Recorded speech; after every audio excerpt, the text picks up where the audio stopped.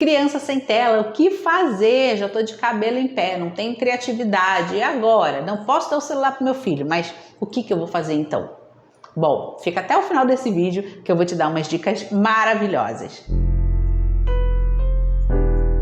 Olá, o meu nome é Patrícia Taranta, eu sou fonoaudióloga e orientadora familiar e nesse vídeo eu quero falar para você sobre algumas sugestões, coisas que eu utilizava com os meus filhos e que funcionam ainda hoje para a gente tirar essa garotada da tela, certo?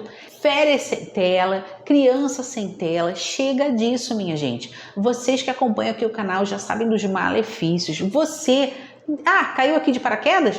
Mas você sabe que muda o comportamento do seu filho, que ele fica mais irritado depois que sai do celular, que quando ele gruda a cara ali na telinha, não quer saber de mais nada, tá dando prejuízo escolar, tá dando já prejuízo na qualidade do sono dele.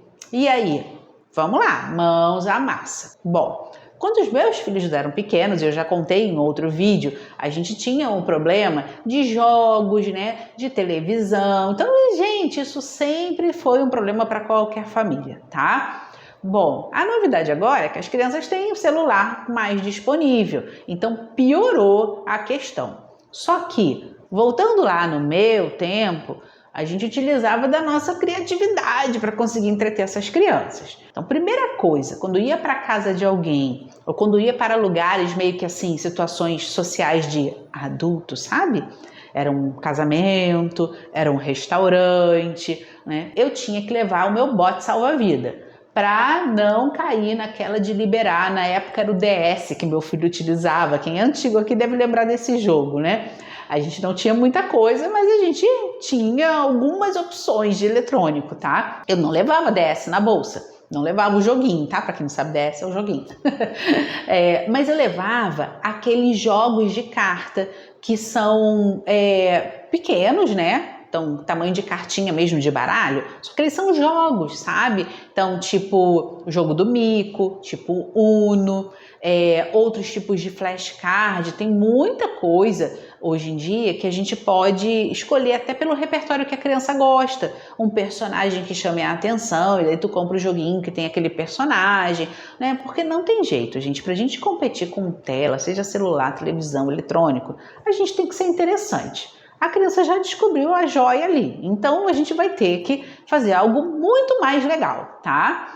Então, a primeira coisa são esses baralhos que a gente pode carregar na bolsa, tá? Eu vou colocar algumas opções na descrição do vídeo também, para que você possa encontrar eles com facilidade e ver qual repertório se adequa melhor ao seu filho ou à sua família, ok? Bom, outra questão que eu sempre carregava na bolsa, né? Um outro item era um kitzinho de desenho. Então, eu tinha um estojinho com lápis, borracha, tá? Canetinha eu não levava não, porque na maioria das vezes dá problema e caneta logo acaba tinta, a criança faz muita força.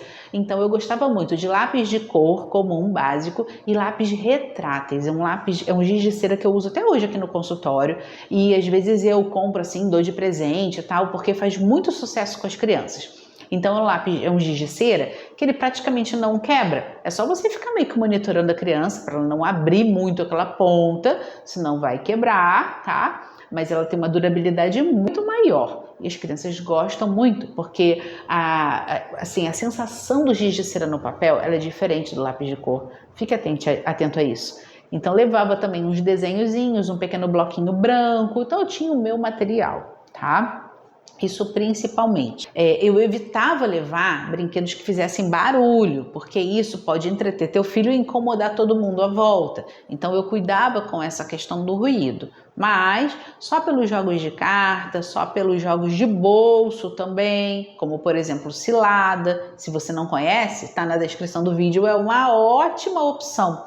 Eu mesmo, que sou adulta, gente, eu adoro cilada. Vai viajar, levo cilada na bolsa, tá? Então, para eventos sociais, para viagens onde talvez eu não saiba se eu vou ter muito recurso para o meu filho, parquinho, essas coisas, né? Ou se de repente pega uma semana, vai para a praia, mas está chovendo. E aí, né? Tiro no pé.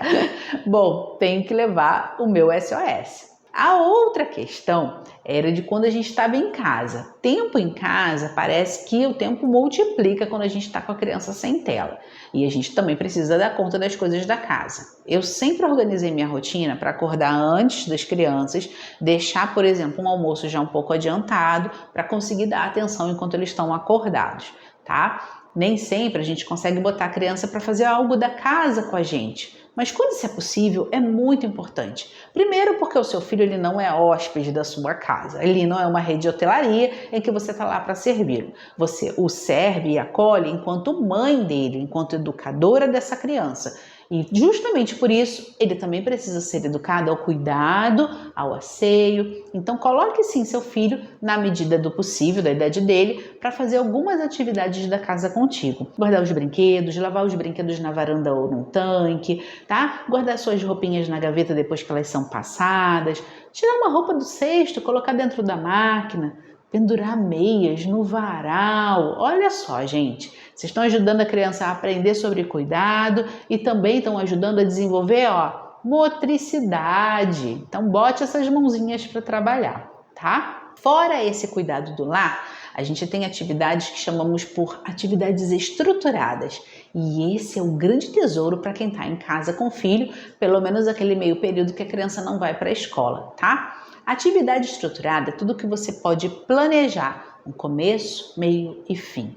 Então, eu tenho algo, eu tenho um como fazer e eu tenho um objetivo final que é muito concreto. Eu vou dar alguns exemplos. Culinária, bolinho, preparar biscoito amanteigado, que você só usa a mão, depois faz as bolinhas e aí a mamãe que bota no forno, tá? Preparar um suco. Então, assim, tem várias receitinhas que são fáceis para a criança dar conta de fazer ou ser seu ajudante, né? Hoje em dia a gente tem até aqueles kits, né, para preparar a massinha em casa, preparar o slime que eles adoram. Então, isso também vale, tá, gente? Valendo! Bom, outras atividades estruturadas que eu gosto muito são a jardinagem e trabalhar com sucata. Na jardinagem, a mesma coisa, você pode comprar umas mudinhas, eu lembro da minha infância, gente. São grandes memórias que eu trago da minha infância. Meu pai saía de manhã cedinho, comprava umas mudinhas, levava pra gente. E aí quando a gente acordava, já tava aquilo lá na varanda. E olha que eu sou criança de apartamento, tá? Eu nunca morei em casa, com quintal, nada disso, gente. A minha vida é bem de cidade grande. E eu tenho essas memórias que eram manhãs muito gostosas com meu pai.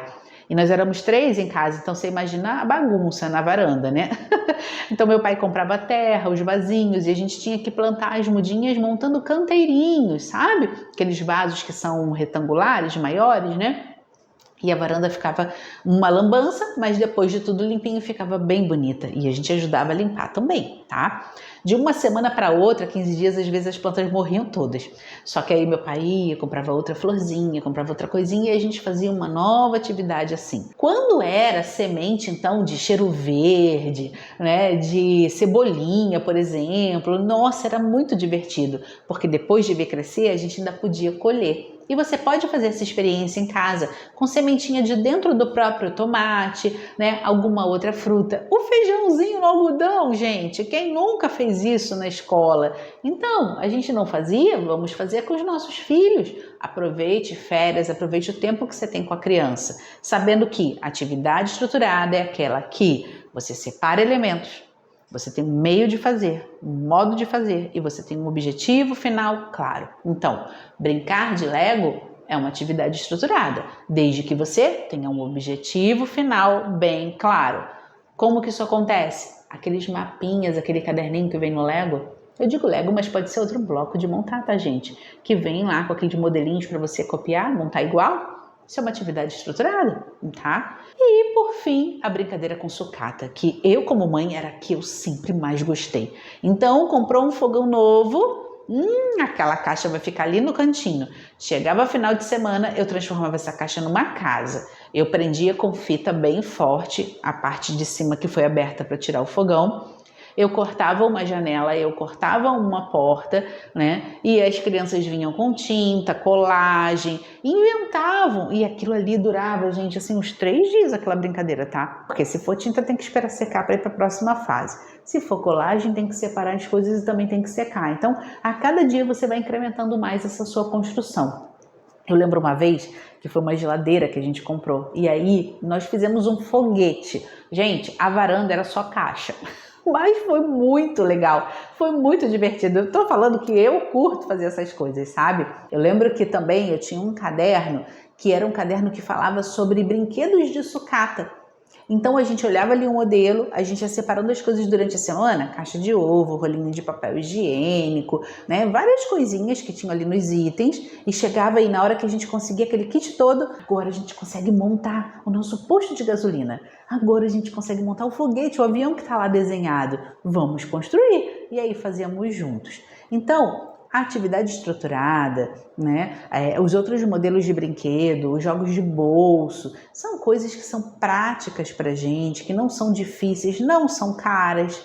E a gente pode carregar de um lugar para o outro, em sua maioria. E em qualquer lugar esse tipo de brincadeira vai se adaptar. Então são ótimas opções que você tem para ter com você, para ter em casa e um excelente coringa para tirar essas crianças da tela, desenvolver habilidade criativa, desenvolver capacidade também de juntar essas informações na mente, imaginar aquilo que está sendo construído, aumentar vocabulário, desenvolver motricidade fina. Gente, olha quanta coisa você trabalha com esse tipo de brincadeira que eu fui aqui descrevendo para você no vídeo, né? Enquanto que na tela teu filho está ali só tendo o cérebro derretido, né? Então, vamos pôr as mãos à massa, vamos nos organizar. E, de novo, na descrição do vídeo tem algumas dicas ali para vocês, alguns links, sempre tem umas coisas legais para você ter algo mais fácil aí que você já possa adquirir e ver o que se adequa à tua realidade. Espero que essas dicas tenham te ajudado. Coloca aqui nos comentários o que você mais gostou